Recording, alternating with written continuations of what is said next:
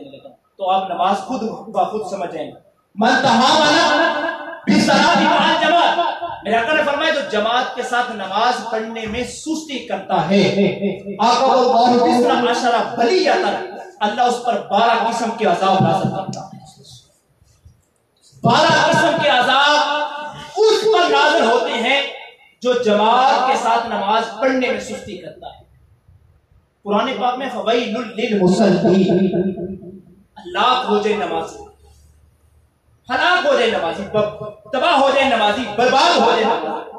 اگر ہم تھوڑا سا سوچئے رب کائنات کی بارگاہ میں سوال کریں مالک ہلاک ہو بے نمازی، تباہ ہو بے نمازی، نمازیوں کو ہلاک کیوں کہہ رہا؟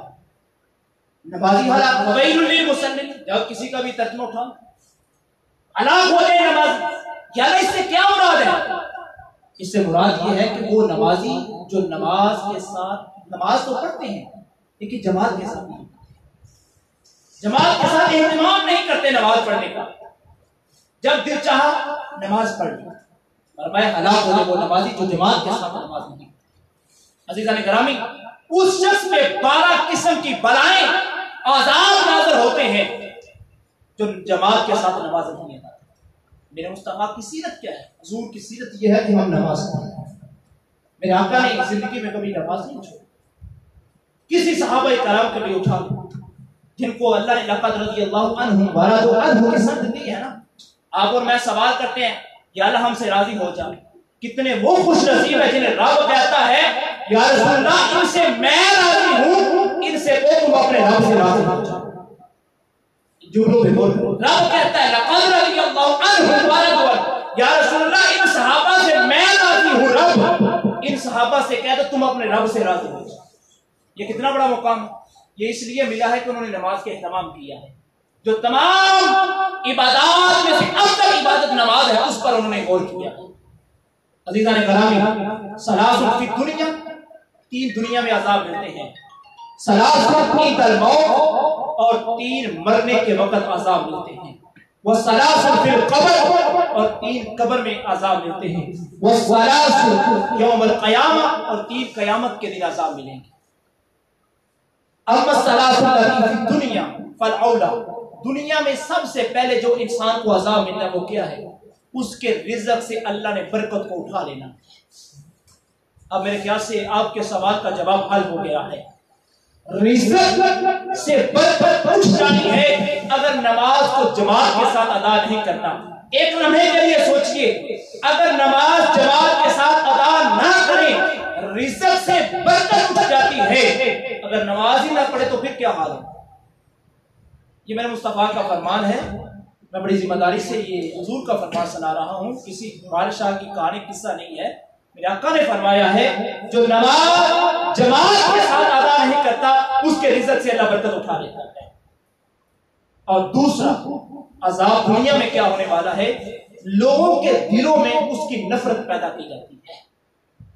جب آپ سمجھیں لوگ ہم سے نفرت کرتے ہیں، ہمارے ساتھ بیٹھنا پسند نہیں کرتے، تو سمجھ لو اللہ کا عذاب تم پہ نازل ہو گیا. جب لوگ آپ کو برا نہیں، آپ کے پاس بیٹھنا پسند نہیں کریں، تو سمجھ لو کہ ہم نماز جماعت کے ساتھ ادا نہیں کرتے، اس لیے اللہ نے لوگوں کے دلوں میں نفرت پیدا کر دی. عزیزان گرامی، اور تیسرا عذاب کہ اس کا جو چہرے سے نورانیت ہے وہ ختم کر دیجیے. وہ دور سے جانا چاہے گا کہ یہ انسان نہیں. وہ کہتے ہیں نا کہ یار بندے کا پتر بنا، اس کا مطلب ہے کہ وہ انسانوں والے کام نہیں نہ کرتا، اس لیے کہا جاتا ہے. تو اس کے چہرے سے نورانیت کو ختم کر دیا جائے گا.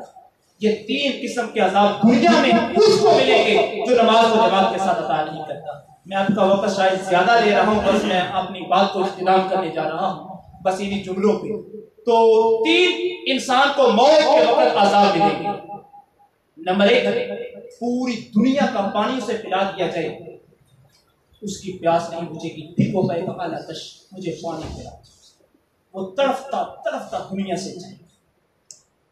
عزیزان گرامی، اور دوسرا عذاب سختی کے ساتھ میرے مصطفیٰ نے مثال کے ذریعے سمجھایا. کہاں ململ کا کپڑا ہے، اس کو جاڑی پہ پھینکنے، پھر اس کو کھینچیں، تو جب کھینچیں گے تو کپڑے کے پیچھے کچھ رہے گا، وہ تو ختم ہو جائے.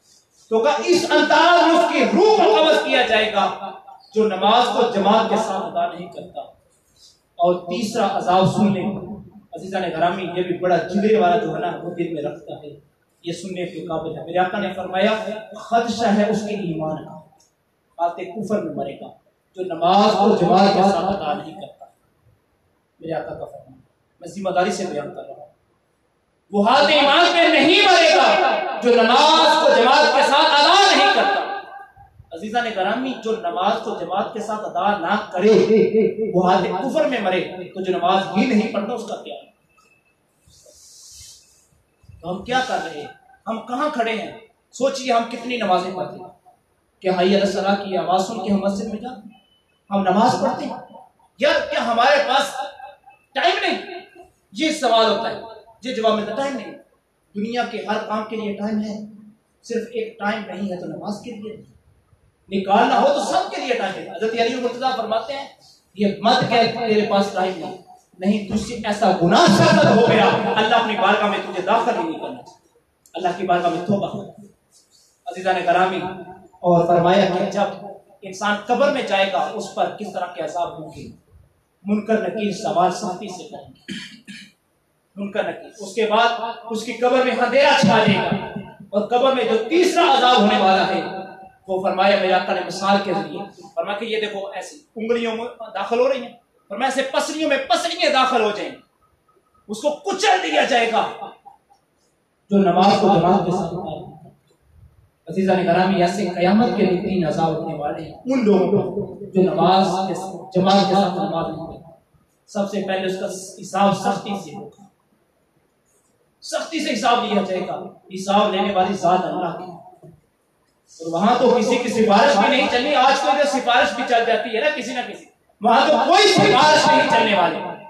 سختی سے اللہ حساب لے گا، پھر اللہ کا قہر اس پہ پڑے گا. ایک لمحہ کے لیے اگر زمین ایسی حرکت کرتی ہے تو ہمارے دلوں میں کیا ہوگا؟ تو جب اللہ کا قہر پڑ جائے تو پھر کیا ہوگا؟ تیسرا عذاب فرمایا کہ اسے آگ سے پھینکا جائے گا. کون سی آگ؟ اللہ تعالیٰ نے فرشتوں سے کہا فرشتوں لکڑیاں کٹیں. یہ میرے مصطفیٰ نے مثال کے ذریعے سمجھایا آگ کیسی ہونی ہے. اب فرشتوں کی تعداد کتنی ہے؟ 70,000 میرے مصطفیٰ کے گنبد خضرا پہ فرشتے آتے ہیں صبح کو، اور 70 شام کو آتے ہیں. جو ایک مرتبہ آتا ہے دوبارہ سے باری نہیں آتی. کتنی تعداد ہے فرشتوں؟ فرمایا فرشتوں لکڑیاں 1000 سال تک فرشتوں نے لکڑیاں اکٹھی کی، پھر 1000 سال آگ جلائی وہ سرخ ہو، پھر 1000 سال آگ جلتی رہی وہ سیاہ ہو گئی. عزیزان گرامی، ذرا ذمہ داری سے بتائیے جو اتنے 1000 سال آگ چلی اس کی تپش کا کیا ہے؟ آپ کی وائف، آپ کی بہن، بیٹے گھر میں کھانا بنانے کے لیے آگ جلاتی ہے، آپ اس کے اوپر ہاتھ رکھ سکتے ہیں؟ اور جس کچن میں آگ جلتی ہے کھانا بنتا ہے اس میں اتنی تپش ہو جاتی ہے کھڑا نہیں ہوا جاتا. اور جو اتنے 1000 سال آگ جلی ہے اس کی تپش کا کیا حال ہے؟ اس کی تپش سے انسان مر جائے گا. تو میرے اللہ رب العالمین کے محبوب نے فرمایا اس کی تپش میں نہیں بلکہ آگ میں پھینکا جائے گا جو نماز کو جماعت کے ساتھ ادا نہیں کرتا. عزیزان گرامی، میرے مصطفیٰ کی سیرت سننے والوں، یہ عشرہ شان رحمت للعالمین سجانے والوں، یہ فائدہ تب پہنچے گا تمہیں جب تم نماز کا اہتمام کرو.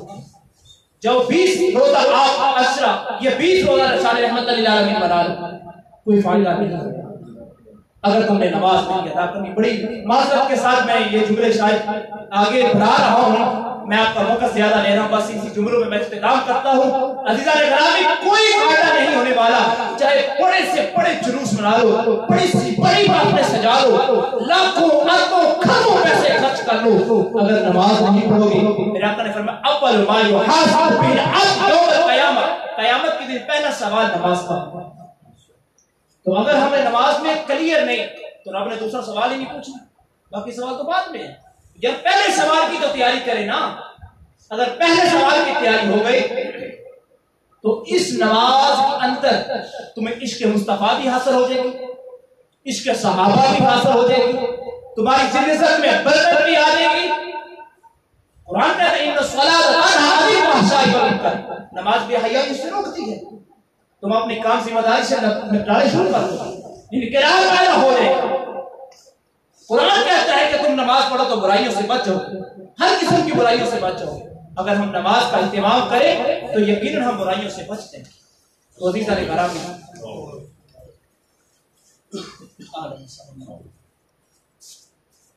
عزیزان گرامی، ہم اپنے صاحب کو خوش آمدید۔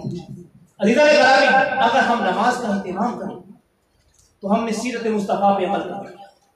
اگر ہم نے نماز نہیں پڑھی تو ہم نے سیرت مصطفیٰ پہ عمل نہیں کیا۔ سب سے پہلے اگر سیرت پہ عمل کرنا چاہتے ہو تو نماز کا اہتمام کریں۔ تو عزیزان گرامی، آئیے آج کہ اس پورے بیان کا جو آخری لباب ہے وہ یہی ہے، نچوڑ یہی ہے کہ ہم نے اگر حضور کی بارگاہ میں مقبول ہونا ہے، حضور کے قرب میں جانا ہے، تو ہمیں حضور کی سیرت پہ عمل کرنا ہوگا۔ حضور کی سیرت پہ عمل کیسے ہوگا؟ نماز ادا کر کے۔ اگر ہم نماز پڑھیں گے تو اس کے مصطفیٰ بھی حاصل ہوگا، اتباع رسول بھی اندر بھی چلے جائیں گے، میں یطیع رسول اللہ کے تحت کے اندر بھی چلے جائیں گے، پھر عشق صحابہ بھی پیدا ہو جائے گا، پھر برائیوں سے بچ جائیں گے، انقلاب پیدا ہو جائے گا۔ جب انقلاب آ گیا، برائیوں سے انسان چھٹکارا حاصل ہو گیا، شیطان انسان کا مر گیا، جب شیطان ہی نہیں رہا تو پھر باقی کیا بچا؟ باقی رب بچا۔ جب شیطان نہیں رہا تو پھر رب ہی بچا رہا۔ تو جب انسان کے پاس رب کا سہارا ہونا ہے تو پھر انسان نے انقلاب کی طرف ہی سفر طے کرنا ہے۔ اس لیے آپ کسی کی طرف انگل نہ اٹھائیں، کسی کو برا بھلا نہ کہیں، کسی کی طرف تان و تشمیل نہ کریں، اپنے گریبان میں دیکھیں ہم کہاں کھڑے ہیں۔ اگر ہمارے اندر میں ختم ہو گئے تو انقلاب آ جائے گا۔ اللہ کی پاک بارگاہ میں دعا ہے کہ مالک دو جہاں ہم سب کو عمل کی توفیق عطا فرمائے۔ اگر آپ کا اضافی ٹائم لیا اس کی معذرت، اللہ تعالی ہم سب کے آپ پہ رحم فرمائے۔ آخر دعوانا الحمدللہ رب العالمین۔